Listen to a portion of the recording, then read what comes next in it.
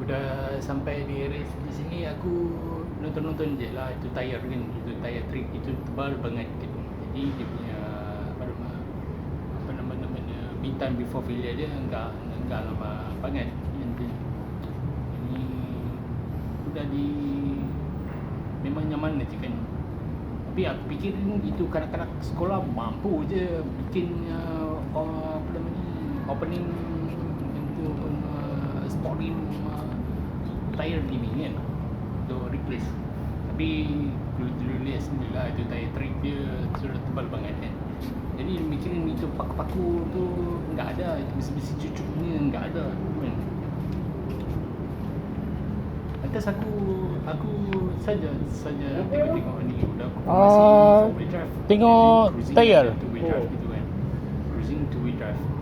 Two wheel drive ada artinya dia movement di belakang, sekali ada manager datang lah tegur.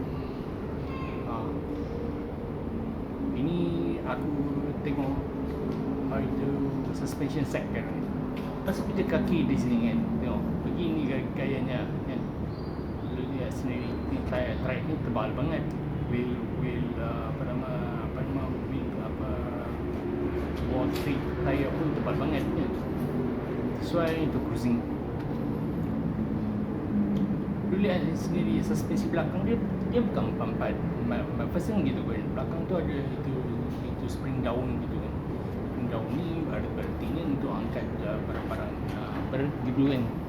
Lihat sendirilah. Berarti dia punya belakang dia itu apa nama? Driven apa nama? Wheel driven gitu kan. Wheel driven dia apa nama? Dia trade dia jalan apa nama? Dia ada panggil shaft gitu kan. Dia ada panggil shaft. Lepas tu bila dia cruising, of course dia pakai two wheel drive, dia enggak pakai four wheel drive. Ya, dia tengoklah dia punya front suspensi gitu kan.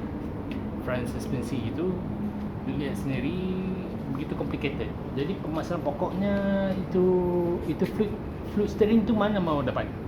Fluid steering mobil ni dia udah tayar ni berat-berat banget. Udah konfirmasi dia pakai itu motor steering gitu, electronic motor steering, untuk memastikan dia punya itu dynamic driving experience tu, itu cornering steering itu smooth, enggak rasa berat gitu kan. Itulah kau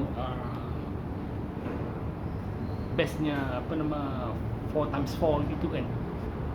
Jadi lu lihat sendirilah, ini tread wall tread tayar ni pun nipis je. Lantas di sebelah sini pun tengok suspension set dia tinggi banget kan. That's why untuk bumpy roads gitu kan. Ya udah konfirmasi jalan-jalan di sekitar overseas ni banyak yang bumpy road kan. Tapi dia punya accentnya, petrolnya, pikirin ini petrol ke diesel, sebab dia 2.0 cc above, berarti cc ni besar, horsepower ni pun tinggi. Di measure sama ada kilowatt atau kilowatt gitu kan, untuk bawa barang atau boleh guna towing gitu. Kita tengoklah dia punya suspensi daun gitu kan. Dia umpama GDL punya license gitu kan. Aku harap ini dapat menjelaskan shocknya apa namanya buat kerja workshop 4x4 gitu kan. Terima kasih.